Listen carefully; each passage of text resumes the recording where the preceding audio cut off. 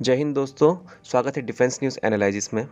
तो आज की वीडियो में हम लोग बात करेंगे क्यों एयरक्राफ्ट कैरियर का जो लेंथ होता है वो कमर्शियल वेसल से छोटा होता है। आपने ये बात ज़रूर सोची होगी कि एयरक्राफ्ट कैरियर जो होते हैं वो जितना बड़ा होगा इतना ही ज़्यादा उसमें एयरक्राफ्ट फाइटर प्लेन्स ये सब जमा हो सकेंगे और वो इतना ही ज़्यादा खतरनाक होगा, लेकिन ऐसा बात नहीं होता है। कुछ फैक्टर्स होते हैं जिसको हम लोग ध्यान में रखकर जो एयरक्राफ्ट कैरियर है वो छोटे बनाए जाते हैं।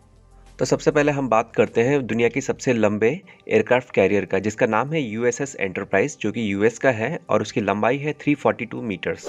और कमर्शियल वेसल है एचएमएम एल्गेसिरास, जिसका लंबाई है 399.9 मीटर, यानी कि ये ऑलमोस्ट आप कह सकते हैं कि 400 मीटर लंबा है ये। और अगर दोनों का कंपैरिजन किया जाए तो दोनों का लेंथ में 60 मीटर तक का फासला है। तो जो सबसे पहला रीज़न है जिसके कारण एयरक्राफ्ट कैरियर को छोटा बनाया जाता है वो रीज़न है कॉस्टिंग। आसान भाषा में अगर कहा जाए तो जितना बड़ा एयरक्राफ्ट कैरियर होगा इतना ही उसको बनाने में पैसा लगेगा और उसको मेंटेन करने में भी इतना ही पैसा जाएगा। तो आप ये बात खुद ही सोचिए, अगर एक एयरक्राफ्ट कैरियर में ही अगर इतना पैसा खर्चा कर देते हैं तो बाकी शिप्स में क्या खर्चा करेंगे। तो उसके लिए भी पैसा जमाना होता है, इसीलिए उसमें इतना पैसा खर्चा नहीं किया जाता है। इन सिंपल वर्ड्स हम ये भी कह सकते हैं कि एक बजट दिया जाता है, एक बजट फिट किया जाता है, उस बजट के अंदर में उस शिप को तैयार करना ज़रूरी होता है। सेकंड रीज़न है मैन्यूवरेबिलिटी। तो एयरक्राफ्ट कैरियर जो होता है एक मिलिट्री वेसल होता है जिसको कि बहुत ही फास्ट जाना होता है, प्लस उसको बहुत ही फास्ट घूमना होता है, यानी कि उसको रोटेशन लेना होता है। कभी अगर अचानक से वार टाइम होता है और उनको अगर डायरेक्शन चेंज करने की ज़रूरत पड़ी तो वह आसानी से कर सकेंगे।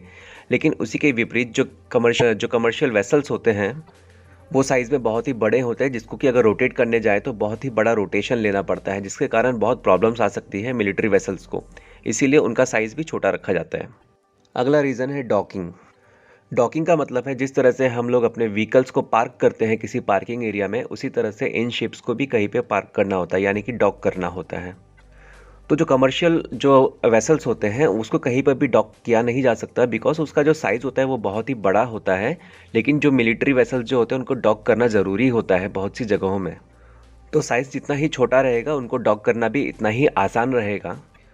एक सिंपल एग्जांपल देता हूँ, अगर कहीं पे लड़ाई चल रही है और वहाँ पे अगर एयरक्राफ्ट कैरियर का इस्तेमाल हो रहा है और उस पे अगर कुछ खराबी आ गई है तो उस शिप को रिपेयर करने के लिए उसके पोर्ट तक ले जाने में बहुत समय लगेगा। तो इसके जगह हम लोग ये ऑप्शन ले सकते हैं कि उसको किसी भी जो पोर्ट में है वो डॉक कर दे। तो इससे रिपेयरिंग भी जल्दी हो जाएगी और जो शिप को जो रिफिलिंग होती है हथियार और खाने पीने की वो भी जल्दी हो सकेगी। तो आखिरी रीज़न है स्पीड। तो मिलिट्री वेसल जो भी होता है उसको बहुत फास्ट होना चाहिए, उनकी स्पीड एटलीस्ट 30 नॉट्स होनी चाहिए ताकि वो अपने डेस्टिनेशन में बहुत जल्दी पहुंच सकें। लेकिन जो कमर्शियल जो कंटेनर्स होते हैं वो इस कारण से नहीं बनाए जाते हैं, एक्चुअली वो प्रॉफिट मेकिंग के लिए बनाया जाता है। उनका काम होता है ज़्यादा से ज़्यादा लोड लेना और ज़्यादा से ज़्यादा दूर तक जा पाना। साथ ही आपको बताना चाहूँगा मिलिट्री वेसल की स्पीड जितनी ज़्यादा होती है इतनी स्लो भी होती है, ताकि वो जो भी कनाल्स होते हैं उसको आराम से पार कर सकें। कनाल्स का मतलब है सुएज़ कनाल या फिर पनामा कनाल्स हैं, उसकी मैं बातें कर रहा हूँ। तो इसी के साथ वीडियो हम यहीं पे समाप्त करते हैं। Thank you.